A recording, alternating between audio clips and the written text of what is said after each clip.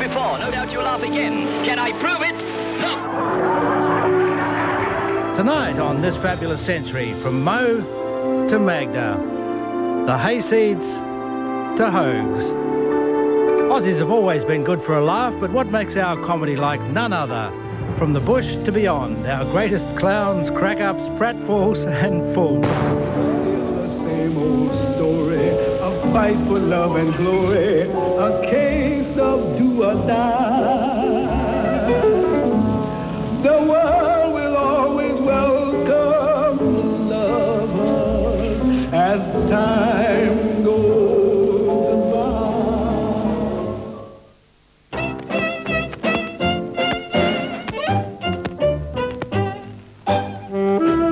The humour of the hayseeds, Dad and Mum and Dave and Mabel and the rest of the mob, was simple as a possum falling off a log.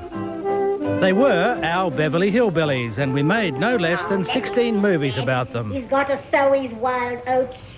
Wild oats? Oh, cripes, you ain't going to sow any wild oats round here.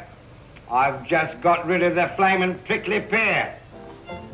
Throughout the century, some of our most famous stars have had a crack at playing the yokels, from Peter Finch to Geoffrey Rush and even Dame Joan Sutherland.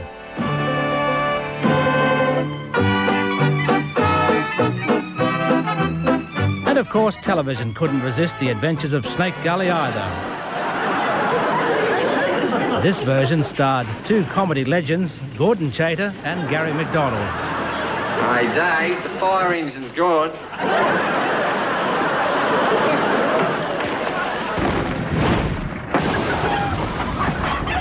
Bugger. Even at the end of the century, the advertising blokes were still at it. Ooh, bugger. And Philip Adams wrote a book that revived all the Dad and Dave jokes, like the one about the two yokels discussing their plans for a holiday. And one says to the other, now you got your money, what are you going to do? He says, oh, I'm going to go down to Sydney. The other bloke says, yeah, I've heard Sydney's a pretty good place.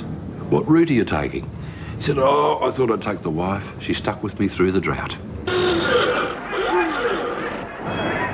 But in the long run, we were kidding ourselves about bush humour. Forget the wide brown land. Most Aussies live in cities and towns, and 90% of us less than 50 kilometres from the sea. We'll find our way home. No, we're city slickers, all right. Excuse me, did you see my missus getting off the last tram? Who? My missus, Mrs. Hayseed. Never heard of her. True. It just shows you, Joe. Yeah. These city people know nothing. That's right. Why, at Stony Creek, everyone would know, Mum. I wonder if any of you have been to a slide evening before. And it took another mum from Moonee Ponds named Edna Everidge to remind us that if our roots were in the land, our lives were in the cities, and our homes were in the suburbs. But you know, I do think that those old candle wick spreads were a bit suburban. And it was a barrage of bees, Barry Humphries, Bruce Beresford, Barry Crocker and Barry Mackenzie, who took Australian humour to the next stage, whether we liked it or not. Oh, yes. Hey, Curl. I kicked that bastard Hoots' teeth so far down his throat he'll have to put his toothbrush up his... Barrington, if your father was here now and heard you talking like that, he'd turn over in his grave. Sorry, Auntie Edna. Oh, no, sorry, fellas, not now. No, I'm filming a segment for Australian TV. Yeah. I didn't know I was so popular over here. With people like Barry Humphries and Gary McDonald as our global ambassadors, the rest of the world didn't quite know what to make of us. And as for those foreigners getting their first taste of Norman Gunston, well, they didn't have the faintest clue. Sally Struthers has won an Emmy. That's like the American version of a logie. A logie? Yeah, logie. A logie? It's the biggest thing that can happen to you in Australia, probably in the world. It's like, a logie's sort of like television's answer to the Nobel Prize. Do you have a logie? Oh, no, but I'm sure to get one this year. The big one, the big logie. Terrible. Sounds like a disease. Stop. Having totally bewildered most people with our unique brand of humour, it was now time to tame the audience worldwide. And it took the combination of a city bloke and a bush hat to do it. He's got a knife. That's not a knife. as a knife. In fact, there's a link between Crocodile Dundee and Barry Mackenzie. They're both Australian whackers and funny hats lumbering around in foreign countries. But the idea of the innocent abroad is a very old idea. There must be 20 films that have been made in Australia, you know, over the years on that theme.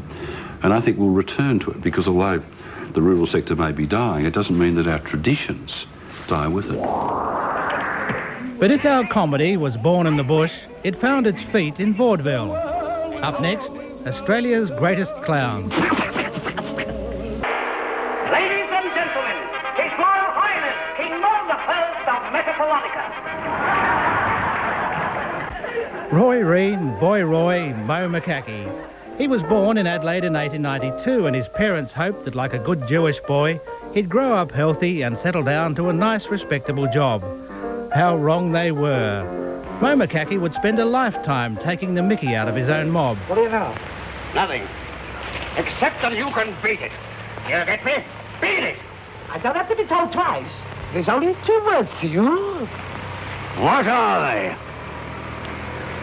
Good day. Whatever they called him, he was easily the biggest name in Australian comedy for the best part of this century, even if he does now look old-fashioned. A woman never tells.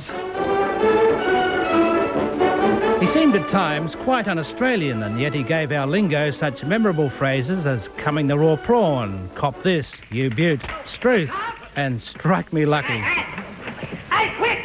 Quick! Take him all! Swallow, let his leg go down, He was a lewd, leering character who slobbered over the Sheilas and called his audiences mugs. What the hell's down? What's the matter? But comedy had bitten him on the bum, and his family was horrified.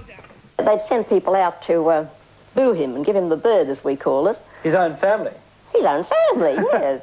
Because they wanted to break his heart. They wanted to get him out of show business.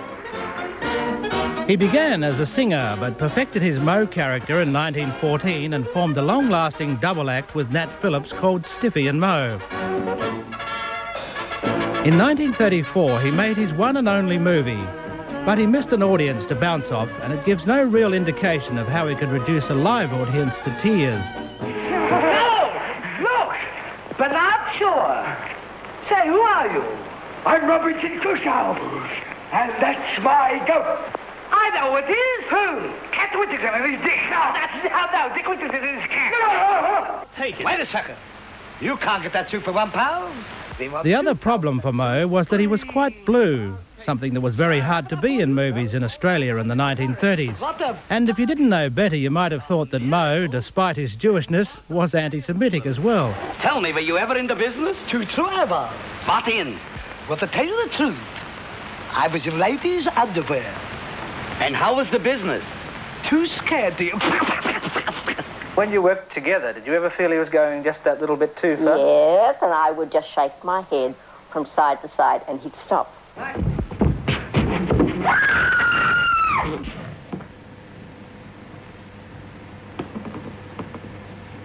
I'm sorry, sir. But while Mo never became a film star, the same can't be said about radio. He was a huge success throughout the 1940s and 50s with his famous collection of ratbags and larrikins who made up the cast of McCackey Mansions. Go on, open the door and pronounce her. Miss Olivia Shakespeare. No, don't move. Just stand there. Oh, but how wonderful. Just like the 3 witches from Macbeth. Strike me lucky, did you hear that? She said I had clean bitches and bad breath. When he first started in radio, of course, he was getting laughs on all his visual humour. And when they pulled him aside and said it's not working, he said, what are you talking about? The audience laughed like mad. Of course they did, because they were watching him. And Gary MacDonald knows better than anyone what it's like working for laughs. He played Mo in a popular stage show. All the stuff that I've got was when he mastered it, when he got on top of the medium, and oh boy, wow, some of it just changes, the quicksilver changes in his delivery, you know, from one emotion to another, and brilliant, very, very funny man. Ladies and gentlemen, on behalf of myself and my fiasco, fiancé's the word.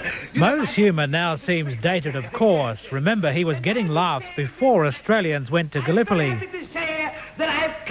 When he died in 1954, he was Australia's greatest clown.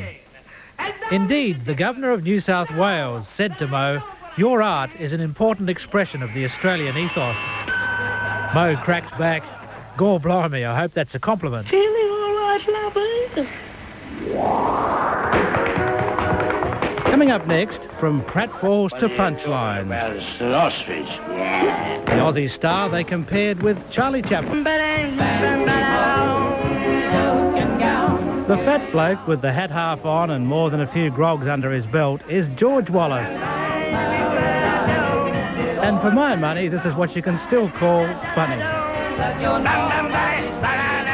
on, now, send me a ride.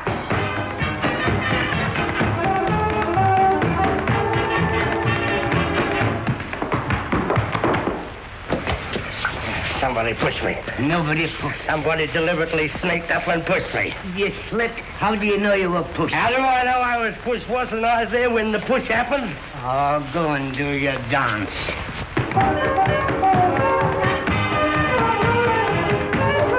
Jumping over the legs. That's the end of it. Now, I saw you that time and you deliberately pushed me. Now, I saw you. Why, I never moved from this spot. Listen, I've had 78 fights and 78 losers, but me luck's liable to change at any minute. He left to see me. Around the theatrical traps, they used to call him Soapy the Sword, the Drongo from the Congo, Fanny Shovelbottom's friend, or just plain Onkus. He was hugely popular with moviegoers and matinee audiences alike. And like Mo, he'd inspire other great comedians. We went to the Tivoli and I saw my hero as George Wallace. I loved George Wallace because he was wonderful, funny, great dancer, great visual comic, and all those girls from the feathers.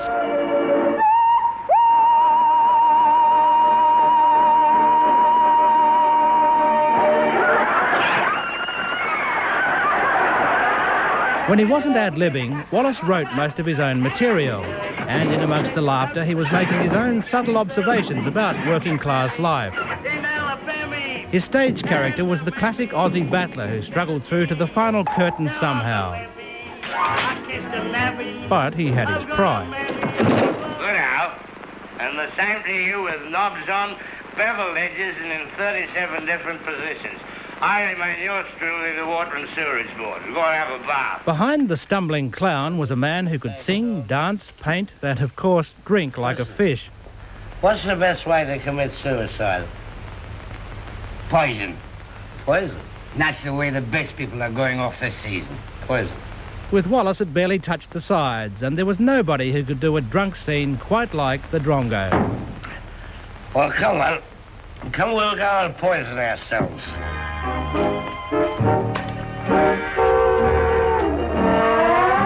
Can you see what I can see? It's an emu. What are you talking about? It's an ostrich. Yeah. I sneak it. It's a wallaby.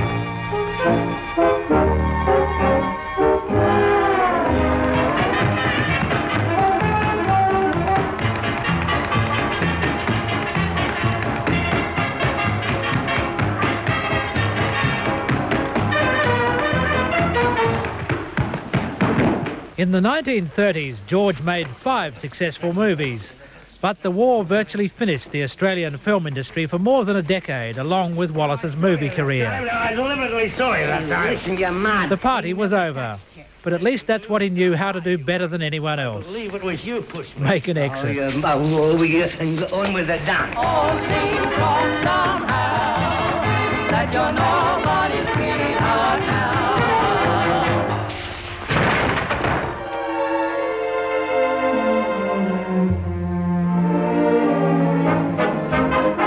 When we weren't laughing with the professionals, ordinary Aussies were getting a laugh out of everyday things.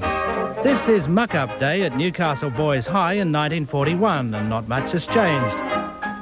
Among the cross-dressing school leavers, Ken Edwards' brother, Tony. And in no time at all, Ken's eldest, Michael, was at school himself. Son number 2, Howard, started kindy in 1954. A laugh and a tear for Ken and Mum, Josephine. February 22nd, 1954. Drove Howard and Joey to that very lovely kindergarten at Mayfield East. Felt quite a lump in my throat as I watched the little golden curls disappearing into the grounds. Start of a long, long road. The choice of school was easy because there was a Catholic school right behind the Edwards family home at Mayfield, even though Ken was C of E. January 30th, 1957. It's just too good to miss. Howard will only have to walk through the hole in the back fence and he'll be at school. And Ken couldn't resist a gentle dig at the mix. Sorry about the religious side, but he'll outgrow any nonsense they pump into him.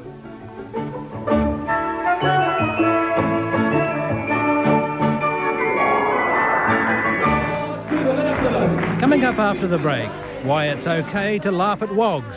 And what is so funny about Melbourne? For God's sake, stop laughing. This is serious.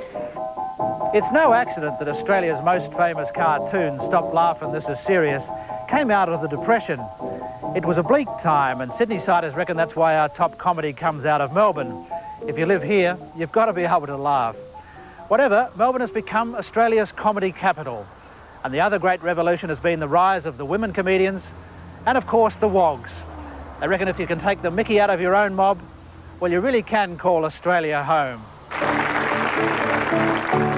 Back in the 1970s, this was about as close as we got to ethnic humour.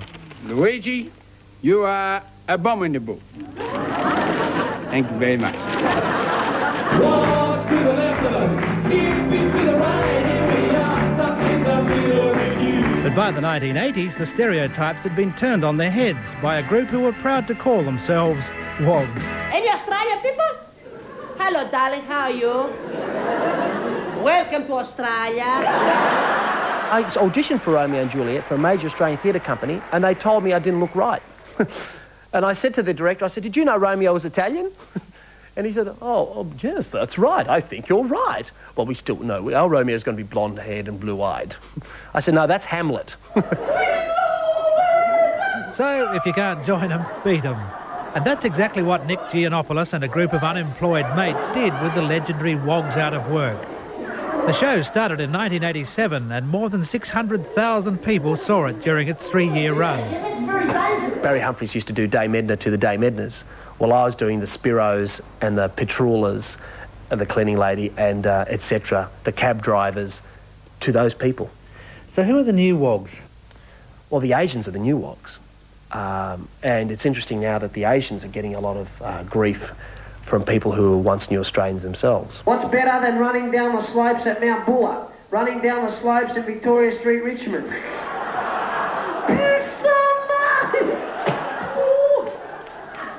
How do you know when a Vietnamese guy's robbed your house? I don't know. How do you know when a Vietnamese has robbed your house? Your dog's got and all your homework's done. I reckon there would only be one thing worse than buying a wog. Buying a slope head. At the start, the Vietnamese people were, you know, they were a bit dodgy about me telling all these jokes about the war and all this sort of stuff. And people say, you know, a lot of people say that Vietnam brought the war into people's living rooms. And I say, yeah, phew, yeah, you're telling me, right?